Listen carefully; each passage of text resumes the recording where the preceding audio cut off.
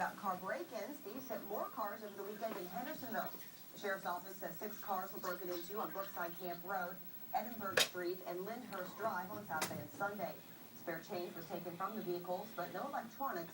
The sheriff's office says that car owners must be vigilant when it comes to locking their doors and removing valuables that can easily be seen. We already know that Asheville is home to some of the best food in the country, and now it is home to the first green dining destination title. News 13 Victoria Donville is live at Green Stage in Asheville. And Victoria, what does that mean for us? Well, that means that we have access to restaurants that really have this green mindset. They're thinking about the food they offer. Why is she stalking her like that? And they're also thinking about how they serve it to us. I was talking here to Randy Talley, who is the co-owner of Green Stage, and we were just going through the list of things here that are really a green effort on their part. Get out of here.